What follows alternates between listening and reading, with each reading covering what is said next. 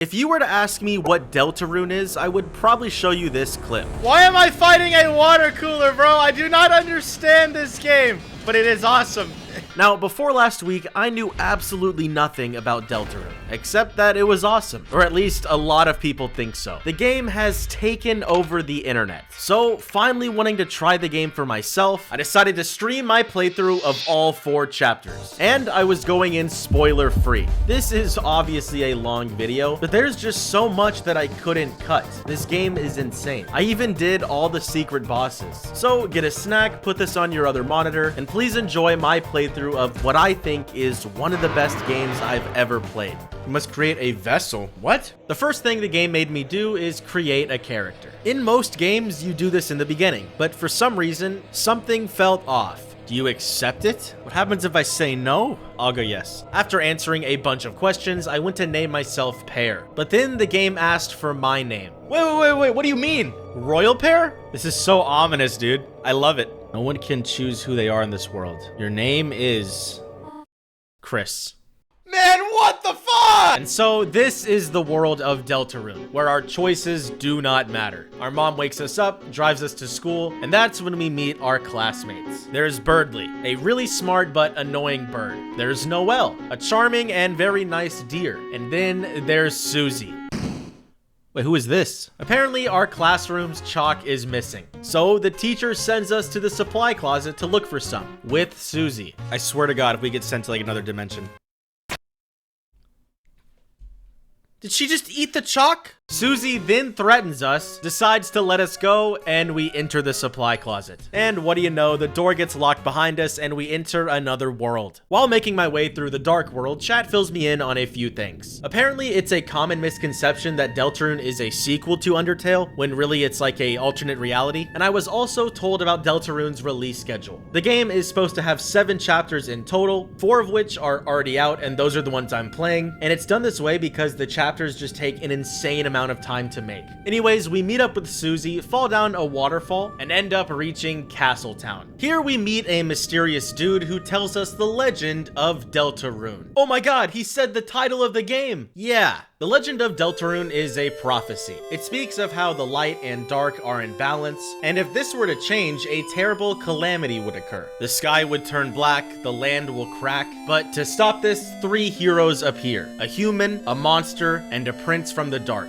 The human could be Chris, the monster could be Susie, and the prince from the dark, well, it might be the dude telling us the prophecy, Ralze. So let's go save the world. Wait, never mind, we're in a battle. We're attacked by a silly little guy named Lancer, and this gives me a chance to quickly explain the battle system. I'll be fast. Like in Undertale, you don't have to attack to progress the game. You can win battles by being nice and talking to people, so that's what I'm gonna do. Lancer runs away, Ralze introduces himself, and I instantly notice something. Wait! I noticed something! If you rearrange the words of Ralze, you could get Asriel, right? Asriel was the main villain of Undertale. Maybe this will be important, I don't know. But Susie runs off and we gotta find her. After doing some puzzles and running into Lancer a few times, we finally find Susie and convince her to join the party. Now, at this point, I'm not really sure what Lancer is. He's not really a villain, but he's also not a friend. He's kind of just there. Like, at one point, he asked for our team name and we don't have one, so I take Susie's suggestion. I don't think I'm allowed to say this one. No! And moments like these are just what Deltarune is all about. It has some of the funniest dialogue I've ever seen in a game, and the best part is, it gets funnier. This whole time I've been trying to talk to my enemies to save them, and Susie doesn't like that plan, she just wants to attack them. So she leaves the party again and joins Lancer. So after more puzzles and battling and meeting this guy, we end up catching back up to Lancer and Susie. They end up battling us, and we end up winning with the power of friendship. Kinda. Ralze just has the ability to put people to sleep. After that, Susie joins the party again, and Lancer becomes cool. He's now our friend. And never mind, this whole time we've been trying to get to a castle, and once we get there, Lancer runs off, we get cornered, and get put in jail. Susie comes in clutch though by fighting Lancer and freeing us from our cell. Oh yeah, I also ate some moss while I was in the cell. This game is peak. We find an elevator that goes to floor ? So I head there, and in it is a prisoner. Despite being in the cell, he's claiming that that he's free, and he says we can play a game if we find a key. So I backtrack a little, I solve a few puzzles, I talk to the shopkeeper. By the way, shout out chat for helping me without really spoiling, and eventually we head back to the cell with the key in hand. Waiting inside is Jevil, the secret boss of chapter 1. Now up until now, the game's been pretty easy, I'm not gonna lie. So I was surprised when he killed me, but that's when I knew I had to lock in. Some of his attacks are really hard to dodge, and you have to stay alive for a decent amount of time until he gets tired for you to win the fight. But somehow I managed to beat him on my second attempt. And this is the exact point where I knew that I was gonna have a ton of fun with this game. Because we were acting instead of attacking, we actually got a cool piece of armor when we beat him. So I knew I was fully ready for the final boss of chapter 1. It was time to fight Lancer's dad, the owner of the castle, King. And I won't lie, we kind of kicked his ass. He was nothing compared to Jevil. But moving on, it's time to save the world by sealing the Dark Fountain. Before that though, Ralze decides to face reveal. The teacher?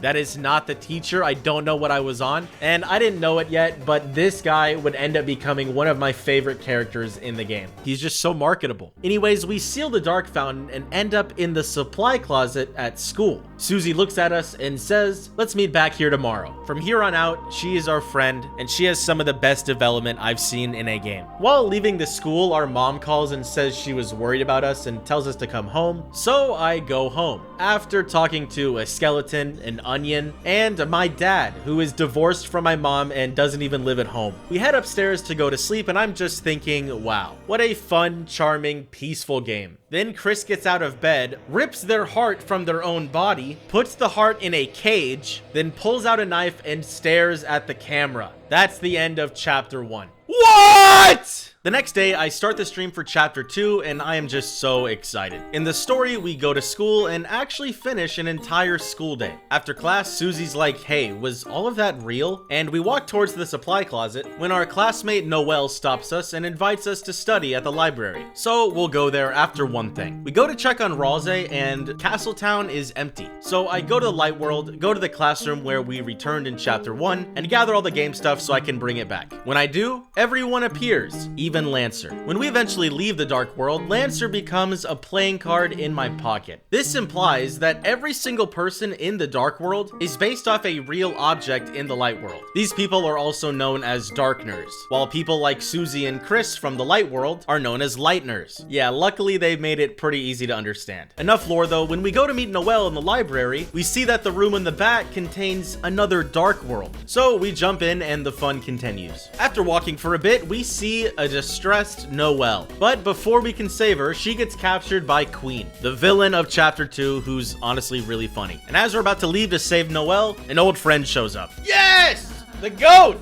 Literally, the GOAT. And so, with our team united, we enter Cyber World. I believe I said this on stream, but just the atmosphere and the look of this place was so cool. I think here is where the game actually passed Undertale for me, which is crazy considering the best moments haven't even happened yet. We find Noelle and confront Queen as she challenges us to a game of Punch-Out. So I channel my inner Little Mac and I win, but she still takes Noelle, which means we gotta keep going. So after some more puzzles, riding teacups, and battling a lot of enemies, we find ourselves on a roller coaster, and I see something that I am not expecting. Noelle. No, I'm just kidding. I was fully expecting that. We see Birdly. They got Falco! The smartass kid from the beginning of the game. I call him Falco because he just straight up looks like Falco from Super Smash Bros. Melee. Yes, that's the game he's from. And after a bit of yapping, Birdly battles us, and I'm not gonna lie, his battle theme is unfortunately a banger. Still though, we end up beating him. Unfortunately though, the tracks we're riding on run out, and we fall down. Thankfully though, a pile of Overwatch was there to save us. We keep moving when we find a fork in the road and have to choose between going with Ralze or Susie, but I forget that I'm playing Deltarune, and my choices do not matter. Looks like we're on our own. After walking through the city a bit and dodging traffic, we eventually find Noelle. My chat urges me to make 2 saves here, and since I'm from the future, I can say that I did. If you don't know, this is where the game can split into 2 different routes. There's the normal route, which this video will continue on with, and there's the weird route, which makes the story and a lot of the character interactions one's much darker. The playthrough of that will be on the second channel, but for now, we need to proceed. Noelle gets into her first battle and doesn't know what to do, so the enemy helps her out, and if we're nice to you, we can win through mercy? Yeah. And after letting her get the hang of the dark world and dodging even more traffic, we meet this guy, who offers us some dating shoes. And of course, we turn them down. See, Noelle and Chris are actually very close in the real world, and not in the dating way. Not only are they neighbors, but both of their families talk a lot. For example, Noelle's dad is in the hospital and Asgore leaves him flowers. So Noelle isn't a love interest in this game. But who she does like is Susie. When y'all read an advertisement for a Ferris wheel, she wonders if Susie would ride with her. I accidentally said no, she wouldn't, and I felt really bad. But then we run into Queen, and she's looking for Noelle. Then this happens. What is this? And he's wearing Crocs. Birdly interrupts us with his stupid ass statue. And by now, I really don't like Birdly. He would be better off stuck in a freezer. Anyways, we continue on through the city, and after dodging even more traffic, I find this alleyway. I go inside and get run over by a dog. What the what? By the way, I think the dog is supposed to be Toby Fox, the creator of the game, and this won't be the last time we see him. After eating some moss, we keep walking and find Birdly again. Oh my god, he needs to die! So after beating Birdly again, we find Queen, and because Noelle has the best hiding spot of all time, she starts being nice. She offers us a battery acid pie, and then we get in the car with her. Kids, please do not accept pie from strangers and get in their car. We end up seeing the best line in the game. Chris, get the banana. Potassium? What? And end up meeting this guy, Spamton. And because I saw chat freaking out over this guy, I had a pretty good feeling that this wouldn't be the last time we see him. We destroy him in battle, and then he just walks off, acting like he's some big shot.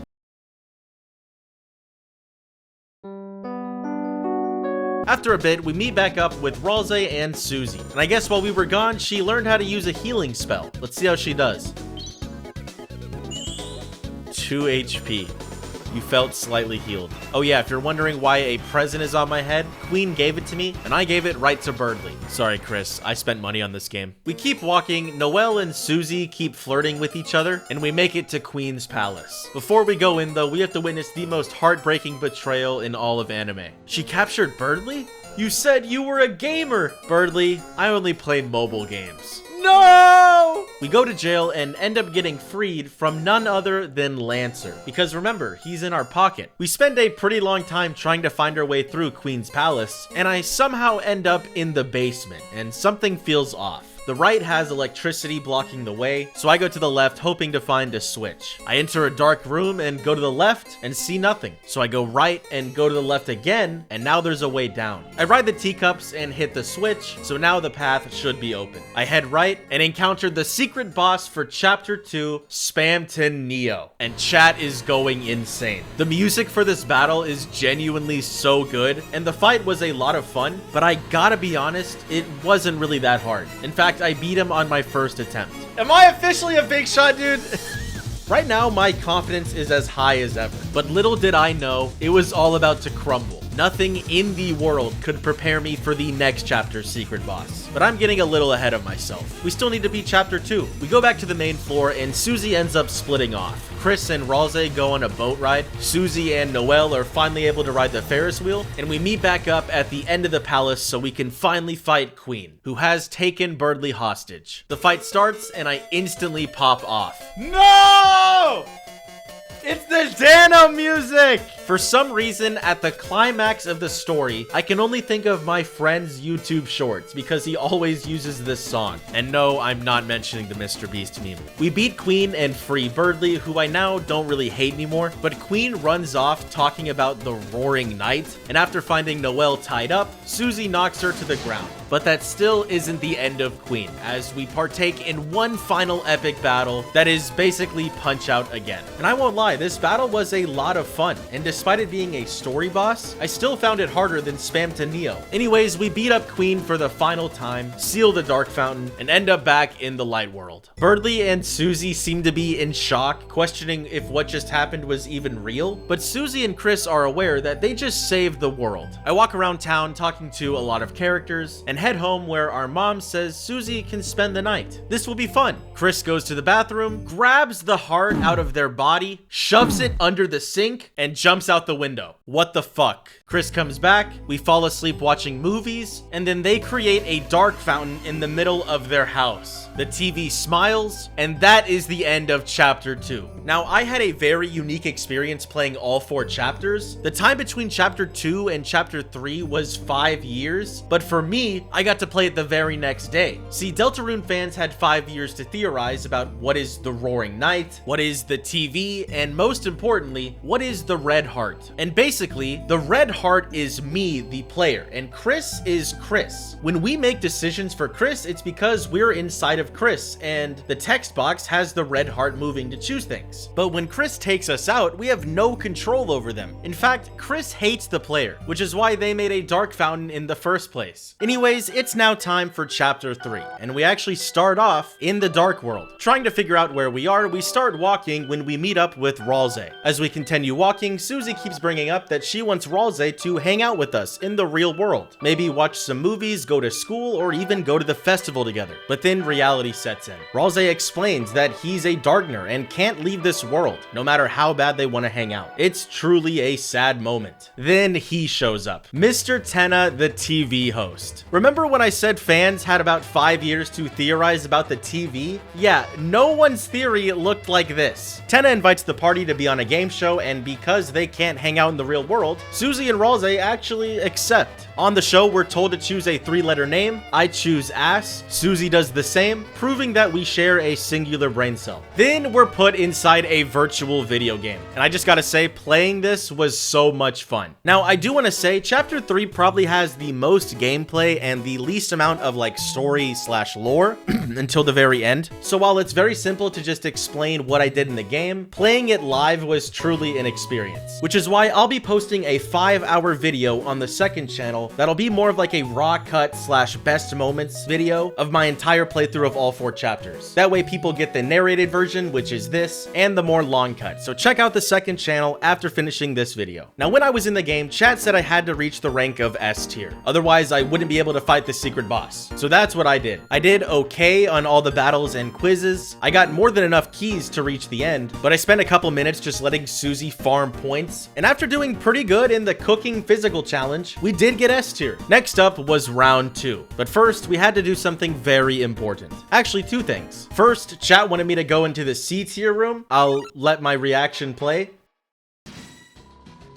Are you fucking kidding me? If there's any reason to play Deltarune, it's this right here. The second thing I did was go into the S tier room, because there, things get weird. There I find the old Zelda-like game that I was playing, and I'm able to play it again. But things are different. There's no NPCs, and we can actually get a sword and kill every enemy. Once we do that, we can break cactuses and go to the right, which was previously inaccessible. There we can kill more enemies and get to level 4. Now we can kill this innocent blue bird and break trees. So I start cutting all the way down, and I eventually find a chest. Right now, there's no music playing in the game, and everything is very ominous. And it didn't really help that when I opened the chest and got the ice key, the game just turned off. I guess it's time for round 2. Here we enter the game again, and this time our job is to take photos of special areas. We only need 3 photos to pass, but I find 5. And when it comes to the battles, I once again did okay. And I gotta say, this section was a lot of fun and even funnier than the last one. Now it's time for the physical challenge, and what better than Guitar Hero? Okay, actually it was pretty easy. We only get 2 buttons, but the song that plays in it is a banger. I did way better than I thought I was gonna do, to be honest.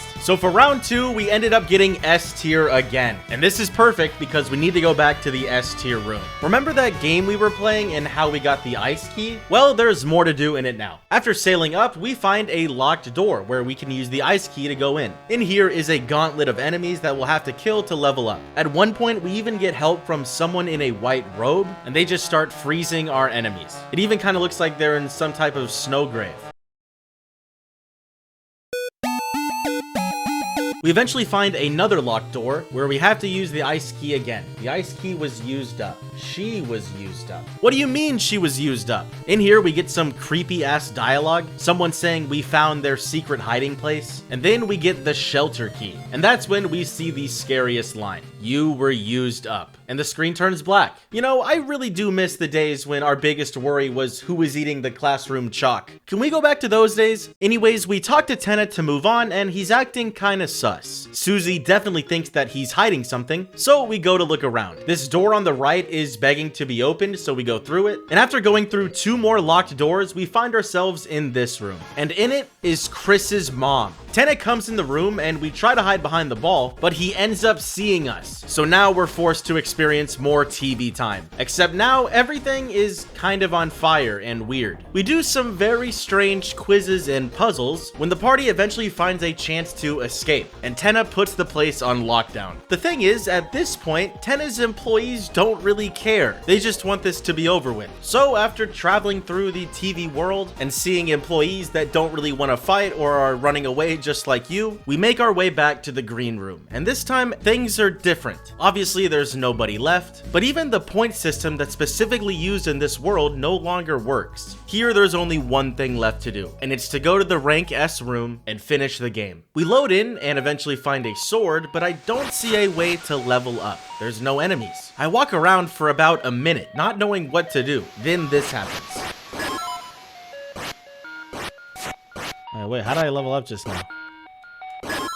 I had just killed Susie and Ralze, but I'm also level 3 now. We have to keep going. I find this dungeon and beat a couple enemies, and then proceed to find Tenna, standing there in the game. I kill him. We keep moving. I find this shelter area, and I have the shelter key, so I go inside, and we're greeted by this thing. He has 2 names in the community, Eram and John Mantle, and the boss fight here is super hard and frustrating. This is the first time a boss took me more than 3 attempts, but we eventually beat him and get the ever-important Shadow Mantle. Except we don't. The Shadow Mantle is in this chest that we can't reach. So we have to exit the game and get inside of Chris to have them open the chest. This blew my mind when I was playing it. But then Susie comes in, and I got too close, and Chris pulled her away from me. Things are getting insane. And we still have to fight Tenna, who is where our mom was earlier. His fight was really fun. It had every minigame we've played up until now, and when we beat him, I was starting to feel bad. He said he missed how everyone used to watch him. Everyone was so happy. But as time went on, everyone disappeared. And the reason he was doing all of this is that someone gave him a promise. Someone told Tenna that if he did his job, he could have as many people watch him as he wanted. But he started to feel really bad and thought that as a reward for winning the TV show, we should get a prize. So he gives us our mom and ends up a hero. Now you can all finally... No. Bro, just as I was starting to like him? No! Is it fucking Birdly? Okay, I don't think that's Birdly.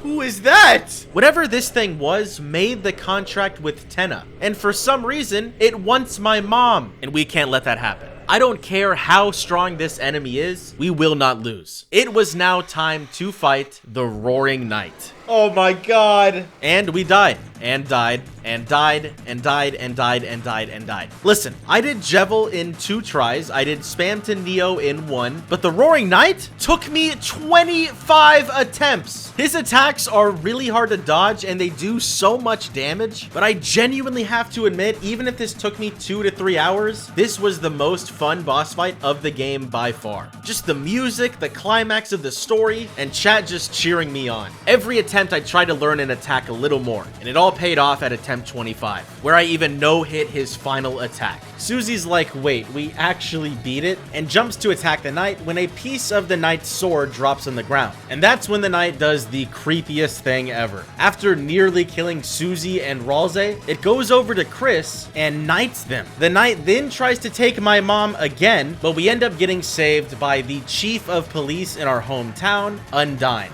The knight then captures Undyne and goes back through the light world all the way down to the bunker in the south side of town. Susie and Chris were chasing them, but whoever the Roaring Knight is successfully got away and is now holding Undyne hostage in the bunker. We try to open the bunker and it's locked, but there's also something weird on it. 3 symbols. One had a pine tree beside it, one had an officer's badge beside it, and one had the Deltarune. The bunker then cracks open, and that's the end of chapter 3. Now, before chapter 4 starts, I talked to my chat. I did a poll on day 1, and most people said chapter 4 was their favorite chapter, and they also wanted to know what I thought of the game so far. My answer was simple. It was now in my top 10 video games of all time, and we still had chapter 4 left. So let's not wait any longer. Chapter 4 starts and we wake up from a dream. Our mom has made Susie and I pancakes, and while Susie's saying it must be nice to have breakfast like this every day, our mom invites Susie to go to church with us. And since she can't really say no, she puts on our older brother Azriel's clothes and we go to church. We sit in the back and watch the service play out, and when it's over, Susie says we should try to get some clues about the shelter, but not before chugging the church punch. We talk with our teacher, Noelle's dad, but eventually land on Noelle. And props to Susie here because she actually gets a good idea. She asks Noelle if we can work on the school project at her house, and it's not like Noelle's gonna say no, but also Noelle's mom is the mayor, and in City Hall there's a pine tree, which was one of the symbols on the shelter. So while Susie and Noelle are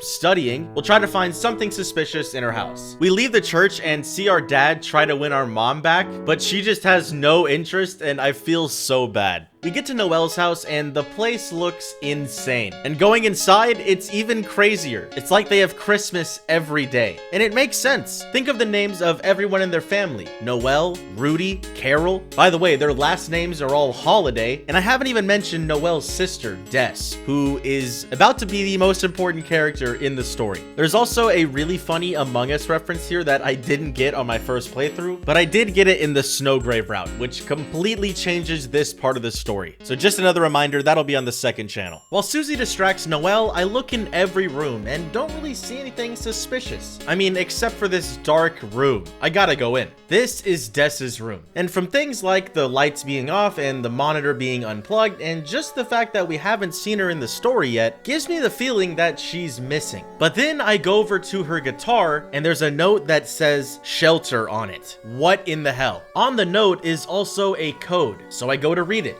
1, 2, 2, and before I can read the last digit, Chris punches us. Like they punch the player and themselves. Chris then rips us out of their body, takes us downstairs, and shoves us in a box. And this turns into one of my favorite parts of the game, where we can actually control the heart, get out of the box, push another box out of the way to go through the air ducts. We then see Chris drinking chocolate milk, talking to someone on the phone, and I try to get inside Chris, but they stop us and put us in the box again. That is after locking the air vent, of course. When Chris slams the door though, it falls again, so we go back in. I travel all through the house and see my dad? For some reason, he's in their bathroom. Right now, I am so confused, but it's about to get worse. We eventually find our way down to the basement, and after a bit of searching, I find out I can turn off the house's power. That really freaks out Noelle and Susie, so they come to check out the situation. That's when they almost see me, the player, the red heart, the soul, me. Safe to say, this is one of the most unique things I've ever experienced in a game. They then try to take me to the living room, where we eventually escape and go into Des's room again. But Chris has been waiting there the whole time, and they attack us. But Susie and Noelle hear something, so now they come to the room. Chris shoves us in the closet, and for the first time I've ever seen in a video game, we, the player, have to beat the main character of a game by trying to reach the guitar without getting hit. Right now, I'm just so confused. I don't know if I'm the main character or if Chris is the main character. I don't know if I'm the villain or Chris is the villain. And I don't even know if Chris is on the same side as Susie anymore. Bro was knighted by the Roaring Knight. We eventually make enough noise. Susie catches us and starts to play on the guitar. Then Noelle's mom comes home, Carol, and she is pissed. She tells Susie to get out immediately, but then ominously says, "You are welcome anytime." But the U text is red. Is she talking about Chris or the player? I don't know. It's also important to note that Carol's mom collects red heart pillows, and when Noelle and Susie leave Des's room, Chris calls someone and they say, "I'll be right there." Who shows up right then and there? Carol. Also, she has antlers, just like something else. There's also a katana on the wall that also seems familiar. But also, who knows, maybe the Roaring Knight is Des. I mean, she has been missing for a while. Right now, we just don't have enough info to know who the knight is, but it's gotta be one of my favorite mysteries in the game. We leave Noelle's house to go to the church to find my mom, and the worst possible thing has happened. Inside is a dark fountain. So of course, we do what we have to and go inside. The dark world here looks like a church, and after a little bit of walking and puzzles, we have our second run-in with the Roaring Knight. We try to catch them, but they're just too strong and we fall down. This is tough. After being so close once again, the knight got away. But if there's any good news here, it's that the goat is back.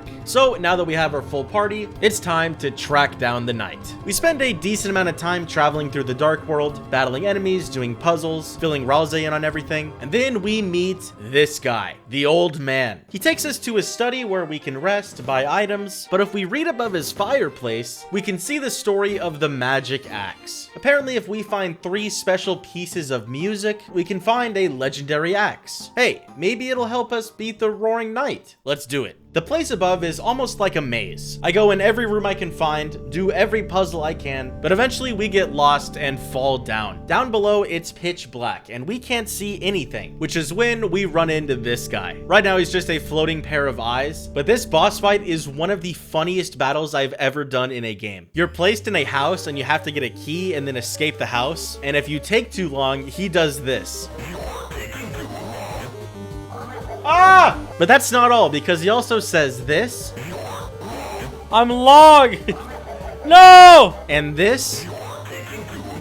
And this. What?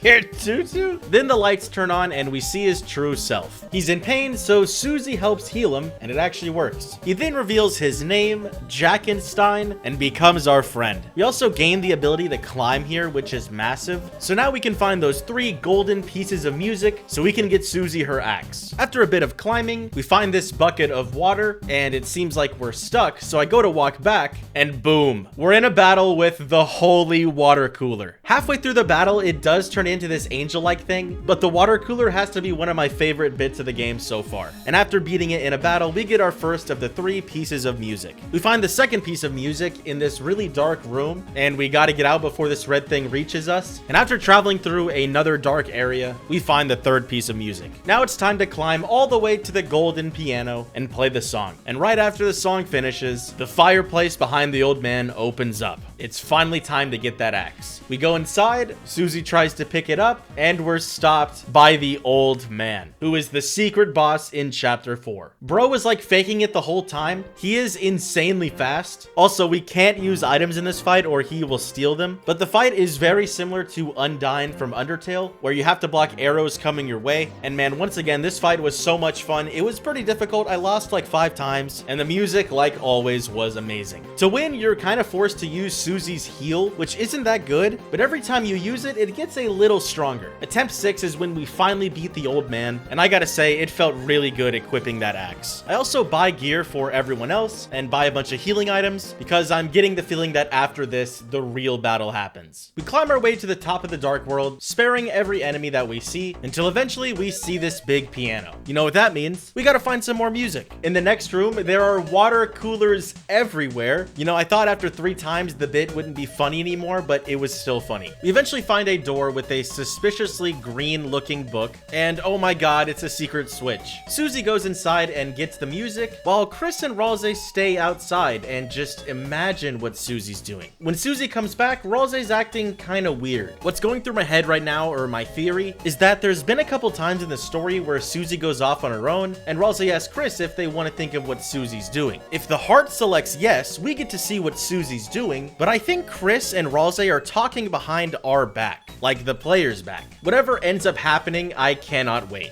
We go back to the piano and Chris plays the music, and a door opens in the old man's study. That seems important. We should probably go there, right? Nah, first we gotta play Megalovania on the piano.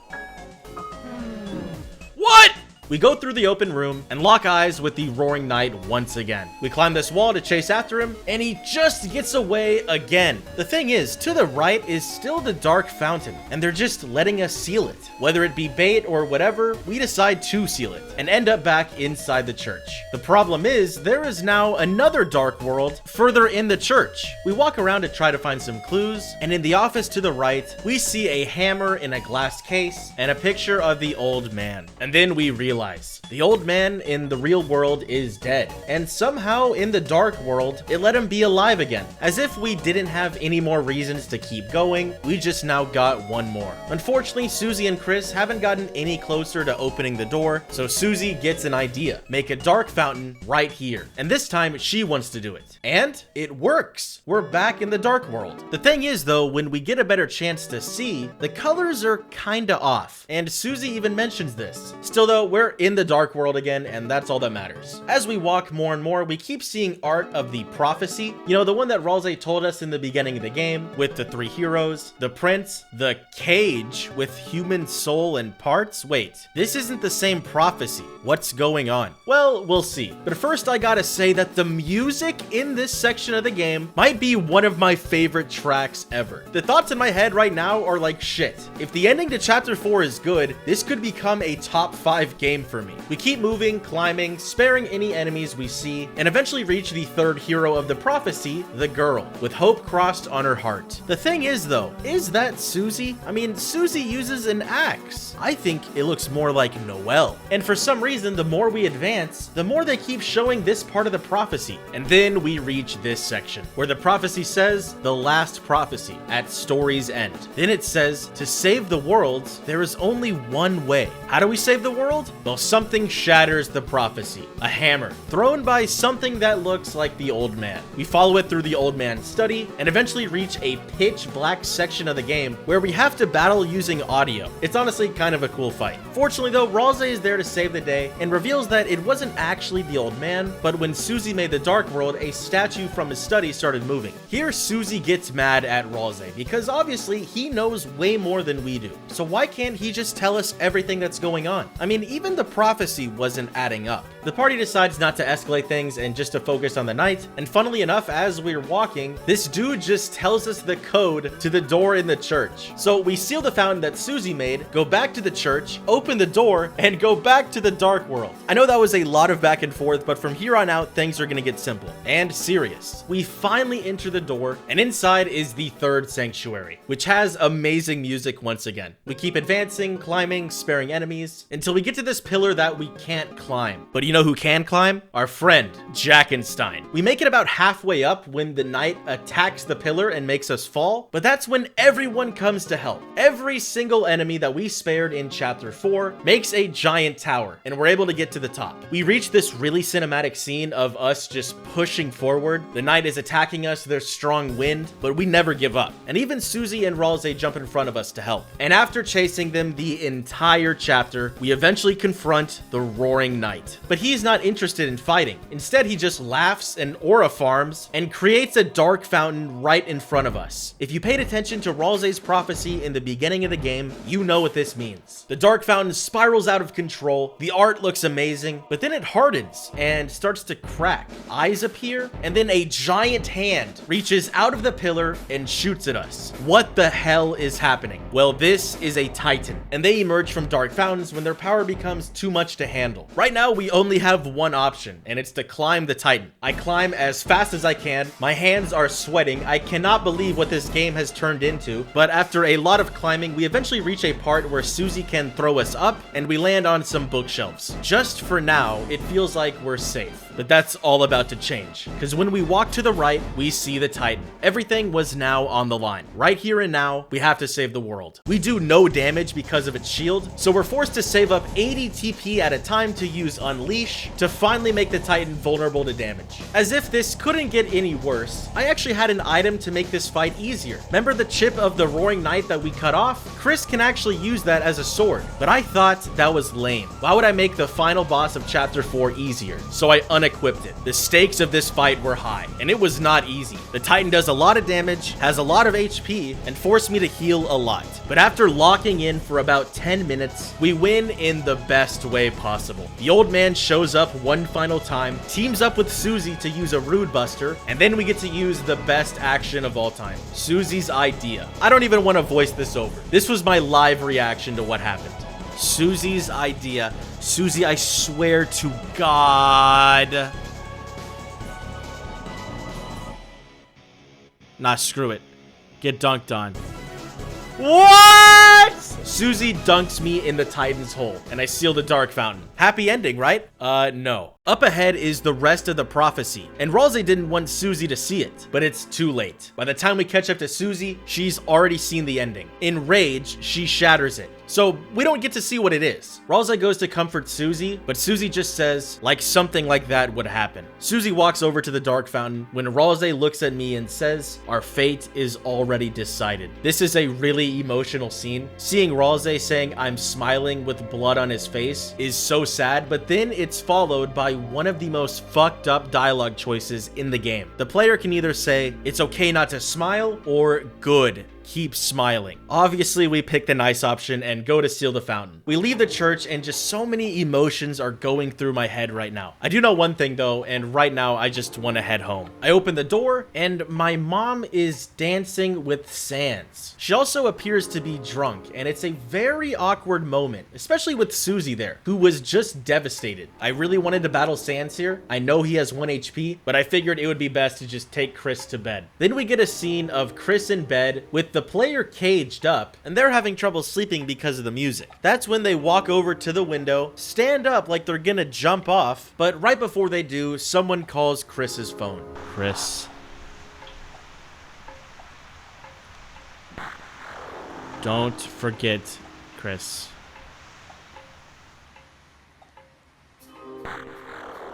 You promised. That's it. Holy crap!